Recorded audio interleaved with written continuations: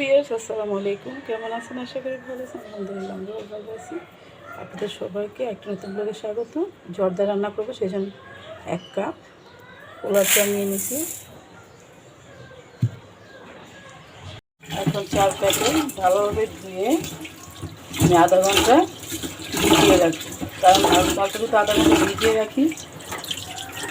রেখে তারপর কিনারে ঝরতে দিয়ে দিব। পানি ঝরে রাখলে জর্দাটা খুব সুন্দর হয়।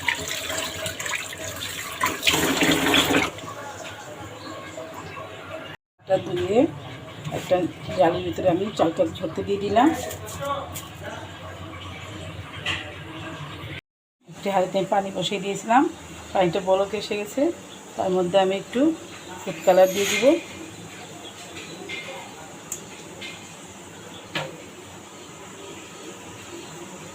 দিয়ে ভালোভাবে নেড়ে দিব।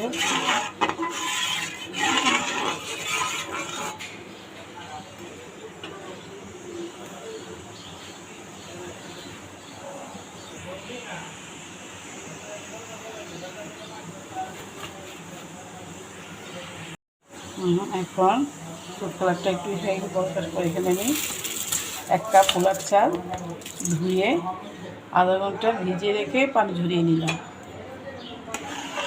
আমার ফুড কালার দিয়ে দিচ্ছি। এটা এখন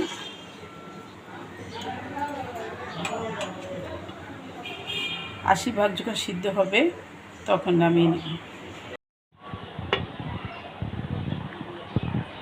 অনেকটা সিদ্ধ হয়ে গেছে।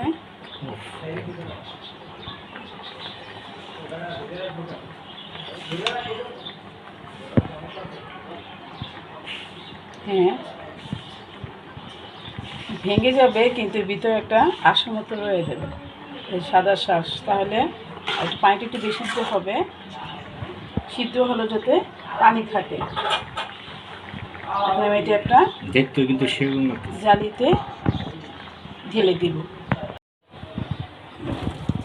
কালারটা খুব সুন্দর হয়েছে।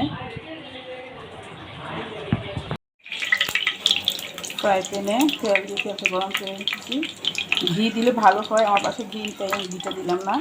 এর 4টা এলাচ, 4টা লবঙ্গ আর একটা দারচিনি, এটাকে আমি হালকা একটু ভেজে নিচ্ছি, কারণ আমাদের পাশে বাদাম টাদাম দিলে খেতে চায় না, তাই বাদাম দিলাম না। এখন তার মধ্যে আমি দিয়ে দিব স্টেনে ঝরিয়ে রাখা জর্দাগুলো।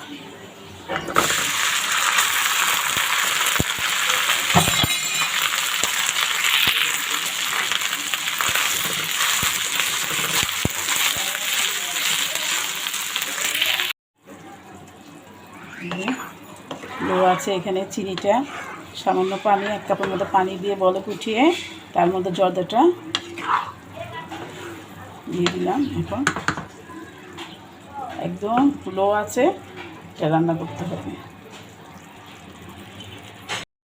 এখন লো আছে, জর্দাটা রান্না করতেছি, কারণ পুড়ে যাওয়ার কোনো ভয় নেই। এটা আমি এখানে বারবার ঢাকনা উঠাই নেই, 20 মিনিট পর ঢাকনা উঠিয়ে নেড়ে তার মধ্যে আমি কিছু মুরব্বা ছোটো ছোটো করে কেটে দিয়ে দিলাম।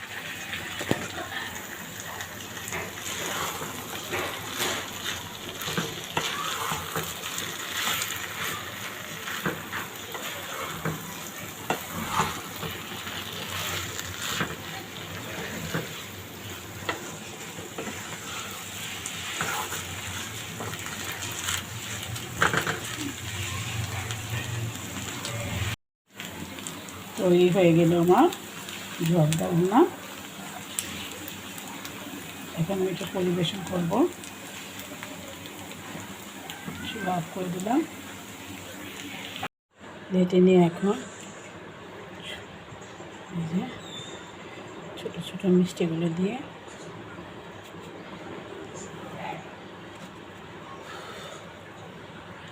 আমার এই জর্দা রান্নাটা কেমন হলো কমেন্ট বক্সে কমেন্ট করে জানাবেন। যারা আমার ইউটিউব চ্যানেল দেখছেন তারা আমার ইউটিউব চ্যানেলটা সাবস্ক্রাইব করে দেবেন, আর যারা পেজে দেখছেন পেজটা ফলো করে দেবেন, লাইক দেবেন, ওটা জানাবেন জর্দা রান্নাটা কেমন হলো।